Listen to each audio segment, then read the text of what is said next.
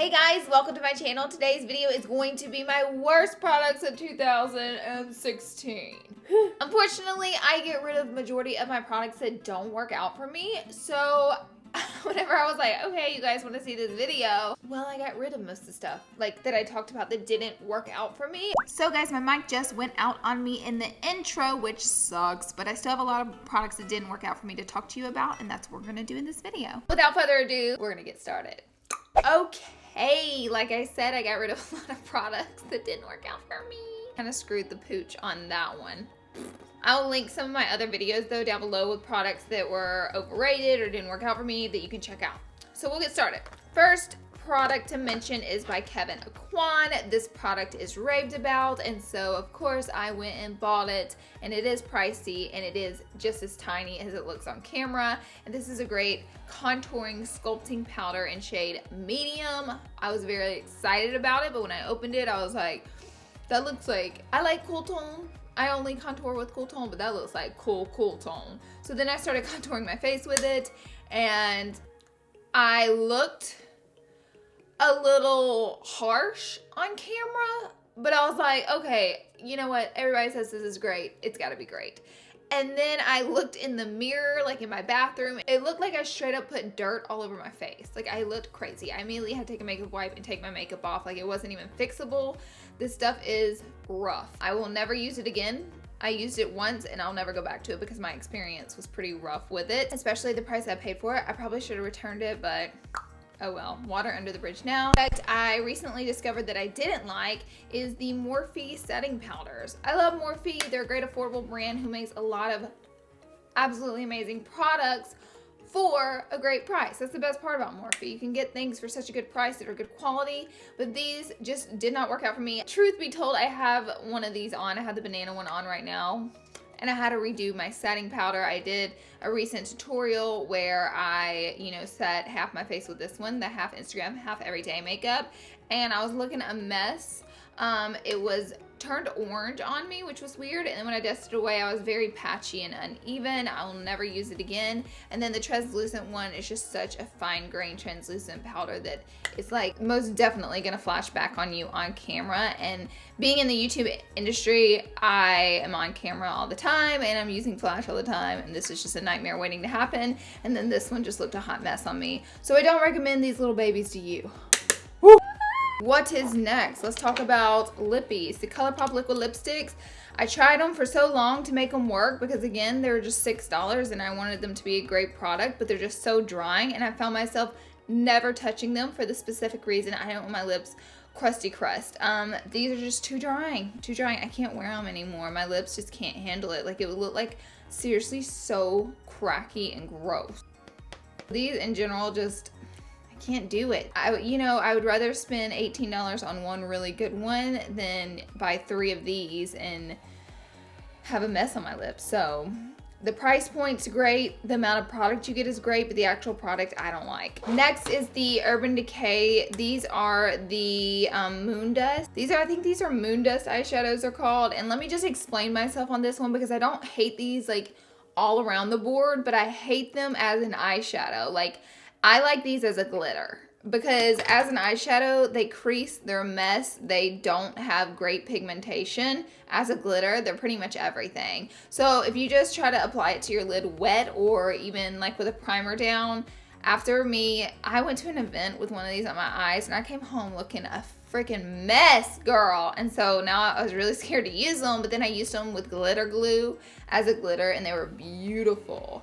They come off like a pigment. I don't know, once you like wipe that, you see how it's like very patchy. But then I put on glitter glue and like packed it on really tight with my finger and it was beautiful on my eyelid. But as an eyeshadow, whew, it was a hot mess. So I'm just warning you, if you want to get these more so as a glitter, they're great.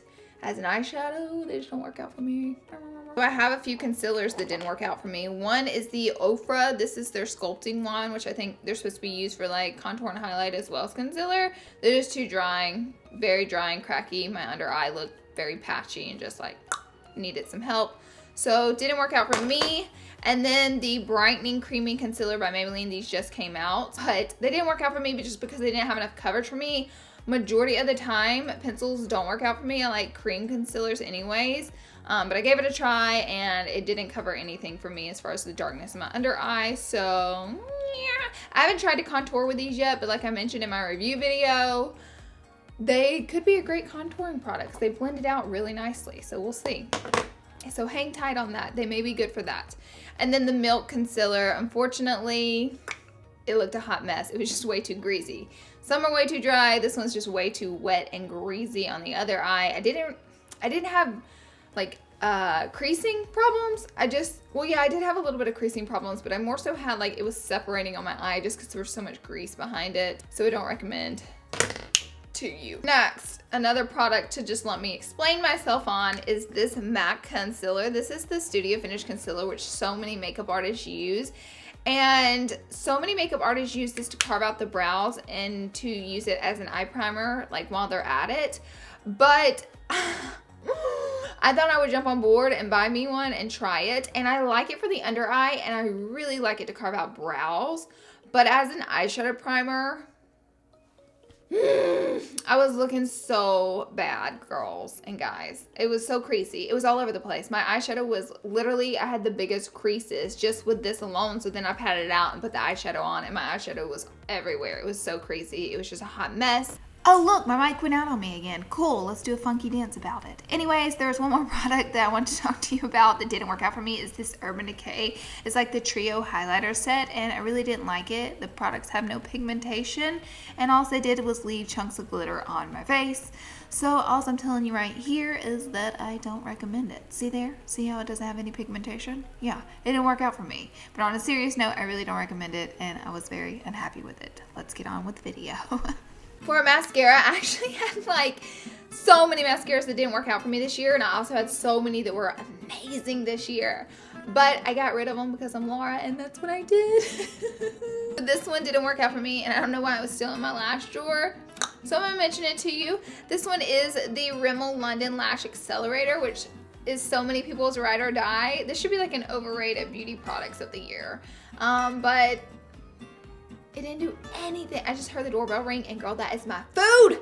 It didn't do anything at all for my lashes. Like, it was the wand, the bristles aren't really thick. It's like really thin bristles, so it wouldn't snatch my lashes up, and it felt really wet and slick. So not for me. And then this product I mentioned earlier this year, and the reason I still have it is because I really want it to work. A lot of people love this bronzer.